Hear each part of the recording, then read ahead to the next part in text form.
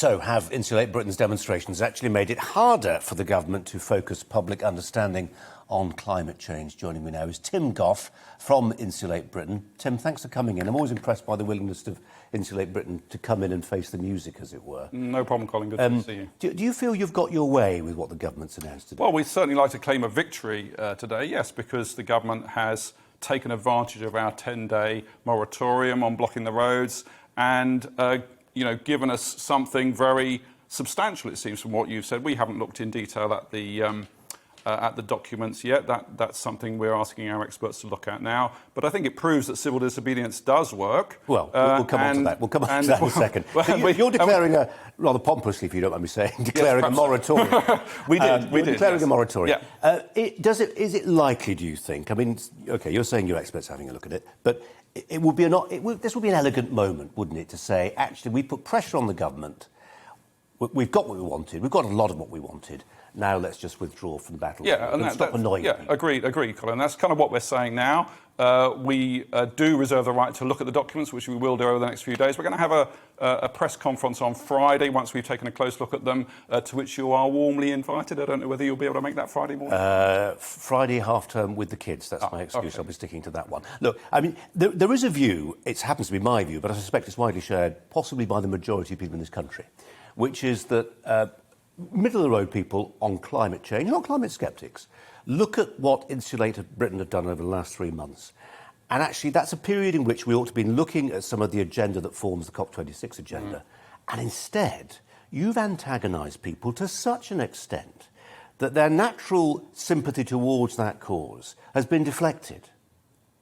Well, we're less interested in a way in the public's views and more interested in what the politicians do. Well, so politicians listen to the public. Yeah, but they also listen to concrete actions that we're taking. We think our civil disobedience has actually worked in this case. Well, blocking ambulances. Yeah, well, not blocking ambulances because we always let red light ambulances through. Well, we saw the footage. I mean, Tim, we saw the footage. Yeah, that was someone with we saw some footage of someone trying to get to school. Now, we're willing to block them. But we don't block ambulances. Just to help you on this, because I mean, it's interesting.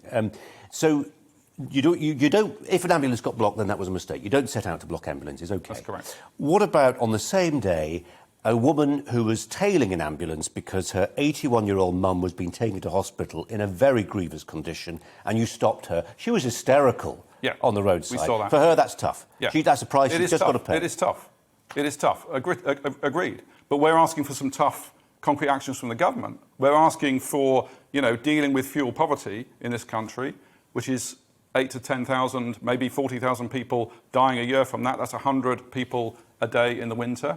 Colin? You'd be in a better position, wouldn't you, though, Tim? You'd be in a better position, surely, if the people, and I resubmit to you, it's impressive the way you've come and sat down there, not just you, but some of your colleagues as well. And one of them, Cameron Ford, I think it was, 3 or 4 weeks ago, sat where you are now, and we talked about this. And I think it was literally, if not the next day, then a couple of days later, it was all over the Daily Mail that Mr. Ford, who'd been lecturing us from this bully pulpit about climate change, had recently completed a 2,000-mile tour around Europe in an old battered diesel van.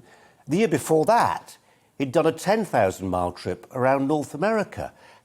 Total talking the talk and not walking the walk. I mean, it's bad enough you've got no democratic legitimacy, but to be hypocrites as well, that really annoyed people. Yeah, I mean, there is a charge of hypocriticality, yeah, for sure. But we've got to see here that this is not a question of what individuals do, Colin. I mean, this is the whole lie about climate change, that somehow what us individuals do is going to make some difference. That is not the case. We have to have the politicians taking the concrete action. That is why we are so frustrated. They are, well, we hope they are. They are. That's why we're declaring victory. Well, but they weren't before. But I put it to you that whatever's in this what did you say, 1,700-page document? I think so. Whatever's in this document, we know the way Whitehall works. You know the way civil service works. Anything that is in the government's COP agenda today has been in the works for months.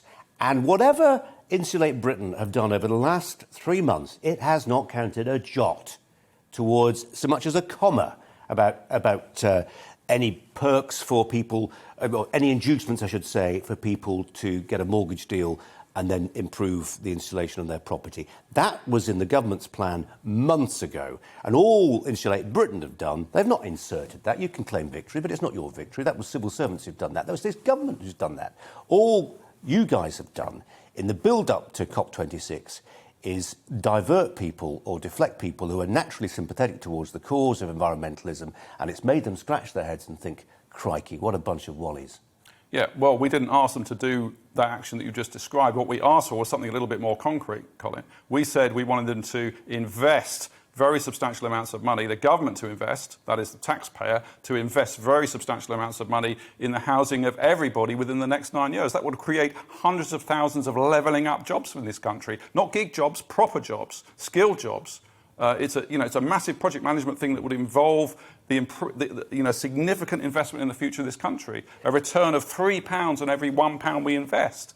And the measures that you've just mentioned, if that's all that the government has come up with, then we would say that's not quite enough. We think there's actually more in this 1,700 pages than you've just described. We certainly hope so. Well, let me just give us an insight, if you can, Tim. Final thought.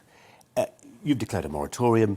Your experts are going to have a look at this report. I mean, what is the democratic methodology and the mechanism that you will adjudge this? I mean, you're holding a sword of Damocles, not just over the government, but over everybody who travels by road around London.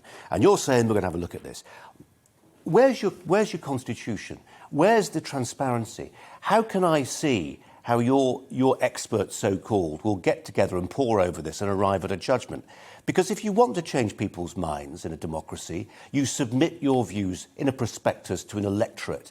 Everything you do just seems absolutely clouded and occluded, utterly untransparent. You've got all the rights that are afforded in a democracy to protest peacefully and not, as would happen in many countries, get your heads kicked in. Yep. And yet you're not prepared to submit yourselves to the scrutiny that any democratically accountable institution would do. Well, there will be some scrutiny on Friday when we come out with our analysis of the documents. As I say, you're very welcome to come along, Colin.